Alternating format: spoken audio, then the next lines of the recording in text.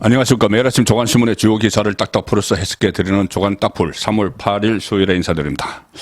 드디어 오늘입니다. 오늘 4시 45분부터 5시 사이에 국민의힘 새 지도부가 발표가 됩니다. 전당대회를 2시부터 시작을 하죠. 윤석열 대통령도 참석을 합니다.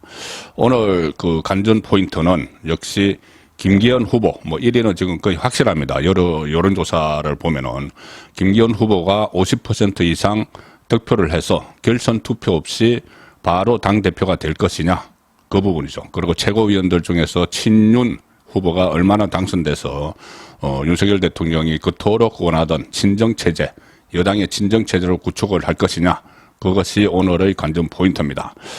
지금 그 대통령실에서나 상당히 많은 관심을 갖고 있는데, 윤석열 대통령이 참석을 한 오늘 김기현 대표 체제, 친정 체제가 구축이 되는 그런 결론이 나올 걸로 기대하는 사람도 많지만, 또 일부에서는 최근의 여론조사 결과 그 김기현 후보가 50%를 넘어가는 것은 거의 없기 때문에 결선 투표로 갈 것이다.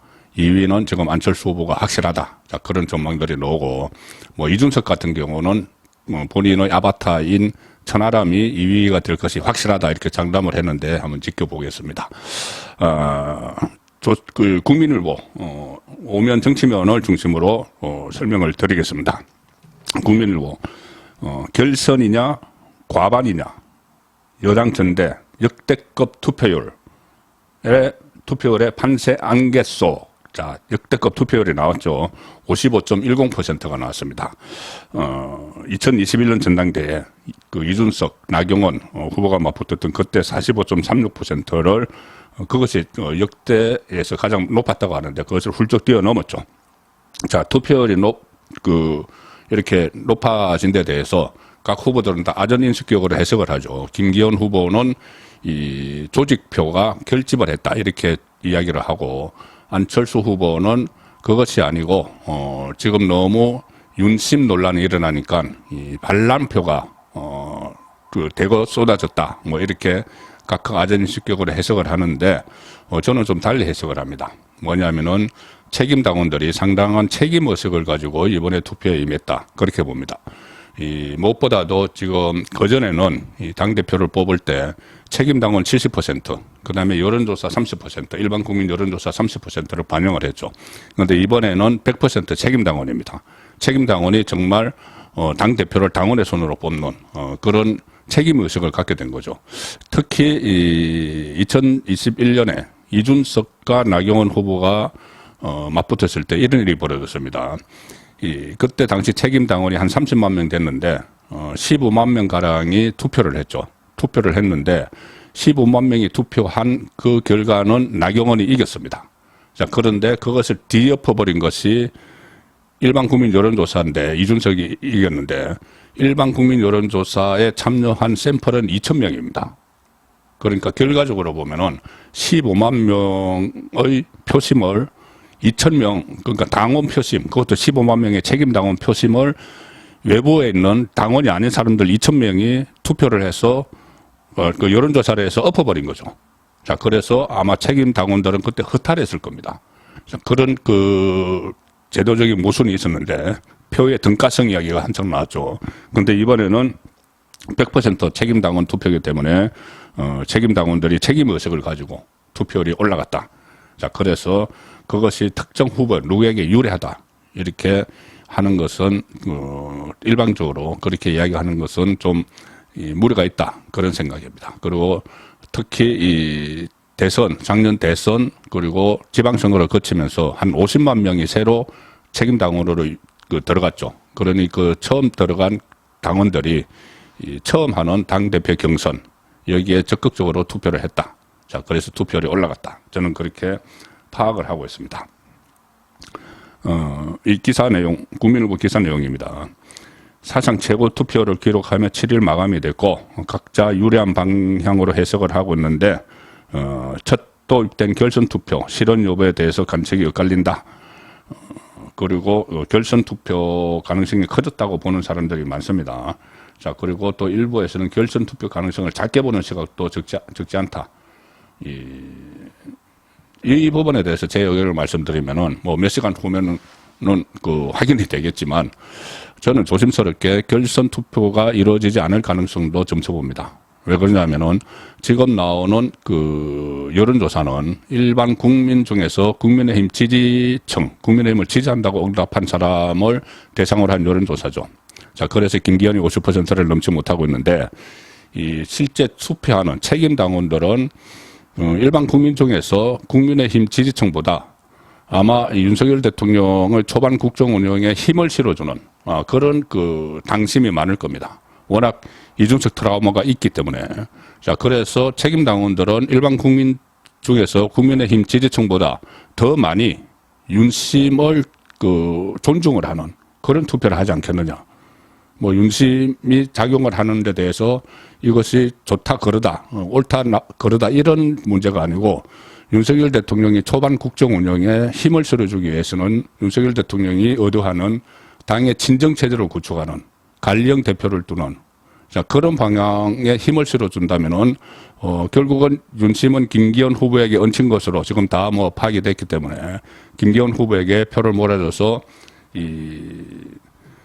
오늘 당대표로 김기현 후보가 확정될 가능성이 있다. 저는 그렇게 봅니다만, 이 결과는 뚜껑을 열어봐야 되고, 그것은 오후 4시 45분에서 한 5시 사이에 판명이 납니다. 이번 경선은 여러 가지 후유증을 예고하는 일들이 많이 일어났죠.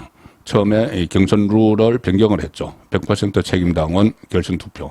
이것은 그때 민주당 지지층의 그 응원을 받아서 당대표 적합도 조사에서 1위를 오르던 유승민 전 의원을 배제하기 위한 조치였습니다.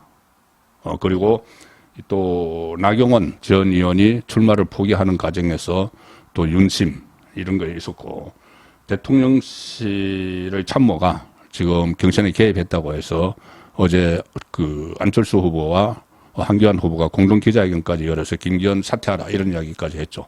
자, 이런 일련의 지금 일들이 전부 다 윤심과 연결이 되는 이야기죠.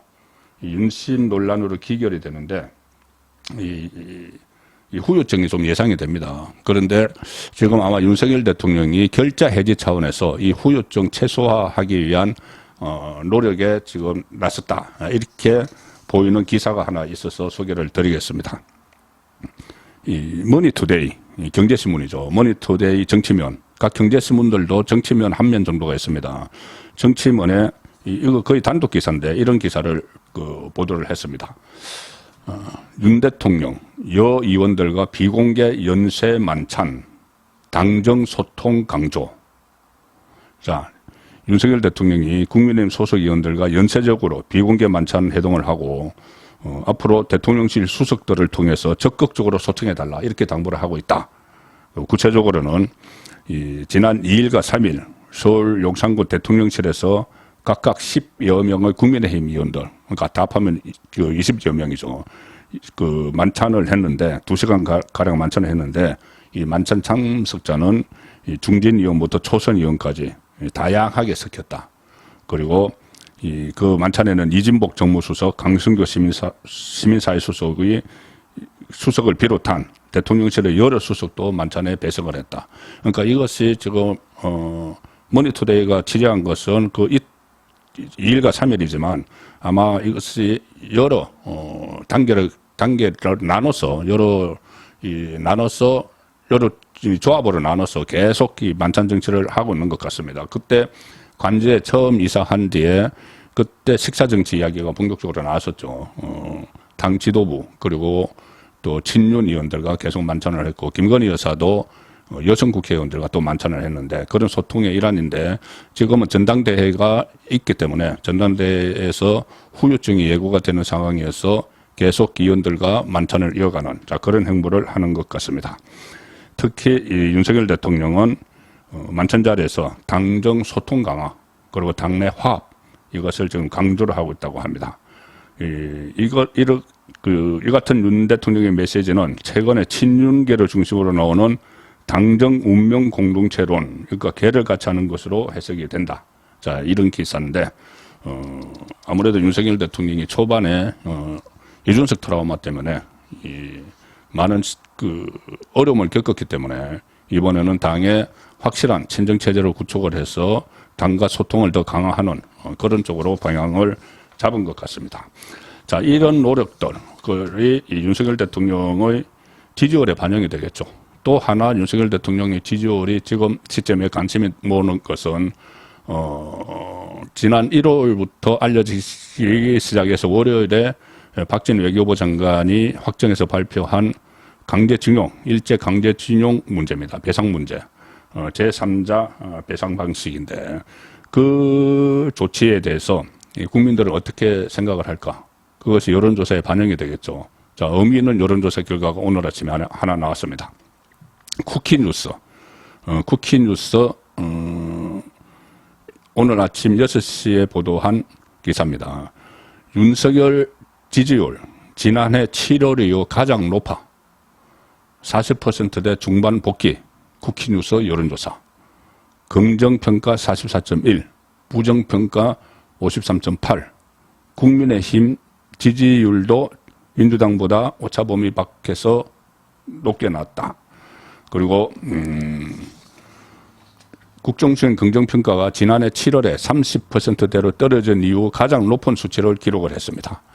쿠키뉴스 의뢰로 여론조사 전문기관 한길리서치가 자, 날짜가 중요합니다. 지난 4일부터 6일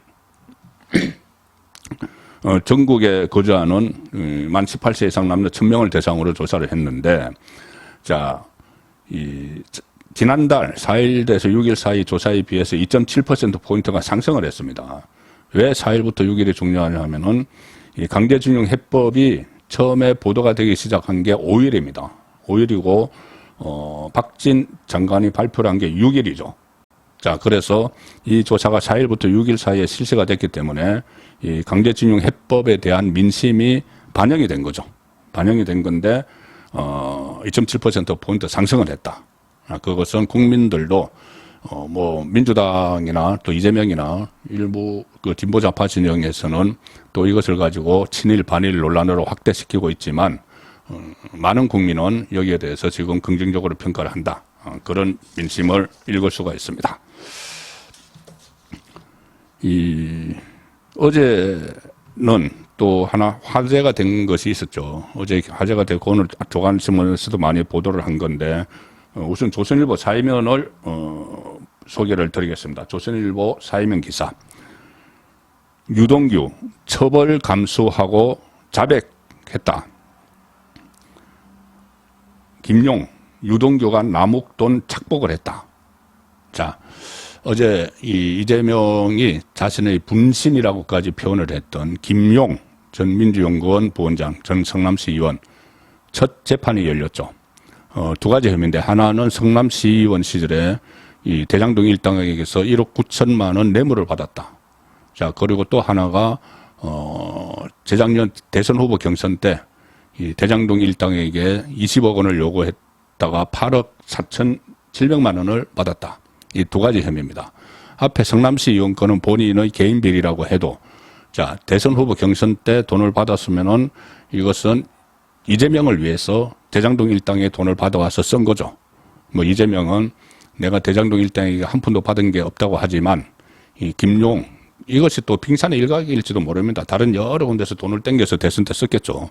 자, 김용이 8억 원 이상의 돈을 받아서 여기에 이 대선 경선에 사용을 했다면은 그것은 이재명을 위한 것이기 때문에 이것이 재판부에서 유죄로 인정이 되면은 이재명은 또 하나의 정치적 타격을 받는 자, 그런 상황이 되고 있습니다. 어제 이 법정에 나온 유동규, 남욱, 정민용 씨는 사실관계는 다 인정한다. 이런 취지로 이야기를 했습니다. 이 돈은 이 대장동 사업자 남욱 씨가 조성을 해서 이 정민용을 통해서 유동규에게 전달을 했고 유동규가 김용에게 줬다는 그 줄거리입니다. 그런데 지금 유동규, 남욱, 정민용 세 사람은 본인들이 그렇게 돈을 주고받았다는 것을 같이 인정을 하는데 유동규가 돈을 줬다는 김용은 그것을 부인을 하고 있죠.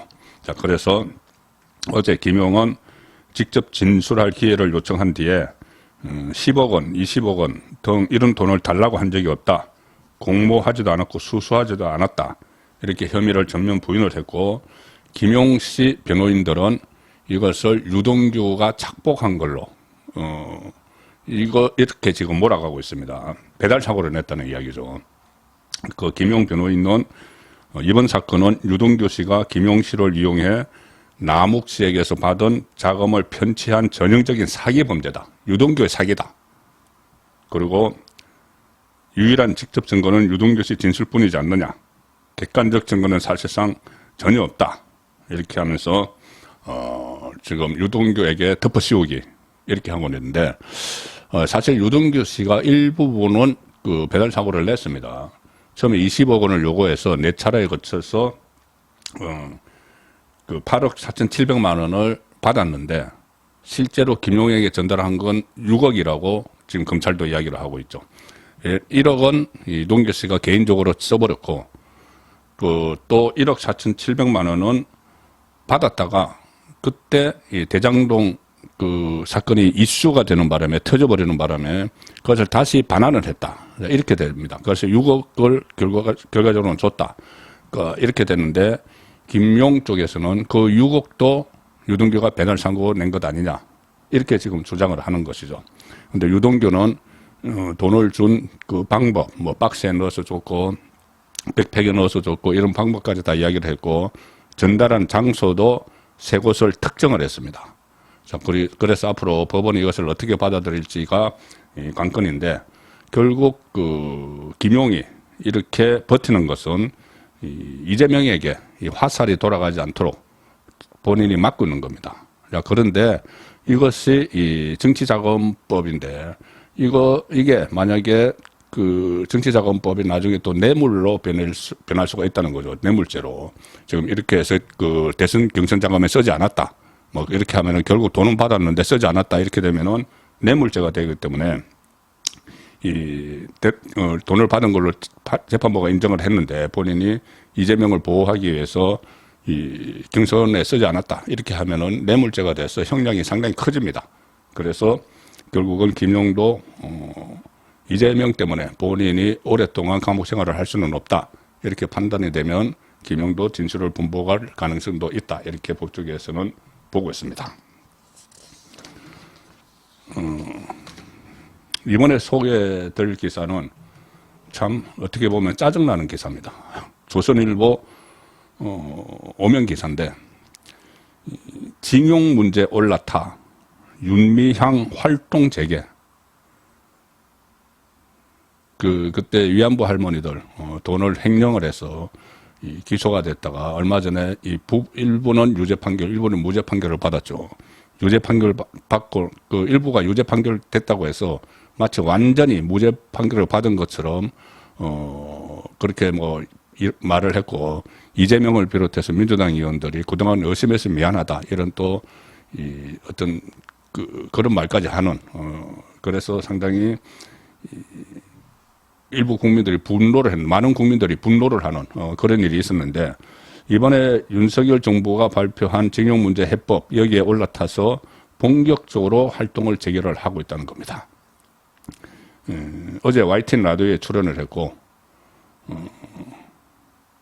저녁에는 경남 창원에서 민노총 위안부 운동 30년 무슨 특강에 참석해서 강연을 했고, 오늘은 일본 대사관 앞에서 열리는 정기 수요 시위, 여기 참석을 하고, 또 강양에 가서 무슨 시위도 하고, 그리고 지난달 4일 열린 주말 촛불 집회에 또 나가서는 역사를 날조하는 윤석열은 적각 차지하라, 이런 이야기를 했고, 6일에는 민주당 강경 초선 모임인 철험의 회원들이 주도하는 이 김건희 특검 촉구 농성, 여기도 참석을 했습니다. 자, 지금 국민들이 윤미향 사태, 윤미향 파동 때 얼마나 분노를 하고 있는데, 아직도 여전히 국회의원으로서 민주당에 있다가 또 무슨 뭐 재산 문제로 민주당에서 탈당을 해서, 탈당을 하는 게 아니고, 탈당을 하면 비례대표는 국회의원직이 날아가니까 출당 조치를 해서 지금 무소속 의원이죠. 자, 이런 상황이 돼 있는데, 또 조금 전에 말씀드린 대로 많은 국민이 동의하고 있는 윤석열 대통령의 이 징용문제 해법에 대해서 또 비난을 하면서 거기에 올라탔습니다. 여당에서는 역사의 아픔을 착복한 사람이 지금 나설 수가 있는 거냐 이런 이야기가 나옵니다. 권성동 의원이 페이스북에 글을 올렸습니다. 윤미향과 그 비호자들은 자중해야 한다. 정의연 사태, 정의기억연대라고 위안부 할머니들 돕는다고 하면서 막 착복한 그 사건이죠. 정의연 사태는 역사적 아픔을 착복 수단으로 삼은 파렴치한 범죄였다. 한일 관계에 대해 침묵해야 할 단 한 사람이 있다면 그것은 바로 윤미향일 것이다. 그런데 윤미향은 지금 이것을 기회로 삼아서 다시 또 목소리를 내기 시작을 했습니다. 지금 말씀드린 강제징용 문제 해법, 이것은 어떻게 보면은 그 한일 관계 역사를 정리하는 거기에 그치지 않고, 저도 어제 정부 부처에 있는 고위 인사와 저녁을 하면서 이런 이야기도 나누고 또 들었습니다. 이것은 단순한 그 한일 관계의 역사에 대한 정리가 아니고, 한국과 미국, 또 한국과 일본, 한국과 미국, 일본, 또 더 나아가서는 한국과 우방국들의 이 관계를 업그레이드 시키는 거다. 경제적인 관계나 군사적인 관계를 업그레이드 시키는 거다. 그러니 이 문재인 정부에서 다 흥크러져 있던 한미 관계, 한일 관계, 한미일 관계, 그리고 정통 우방국과의 관계, 문재인 정부에서는 중국에 치중하는 그런 외교를 했죠. 그것을 회복하는 그런 조치로 실마리를 풀기 시작한 것이다. 자, 그런 의미가 있습니다. 그 차원에서 윤석열 대통령이 미국에 국빈 방문을 합니다. 자, 중앙일보 일면 톱기사입니다. 윤 대통령 국빈 방미, 백악관 4월 초청 발표, 징용해법 발표 후 정상 외교 가속화, 백악관은 4월 26일 미국 방문 예정.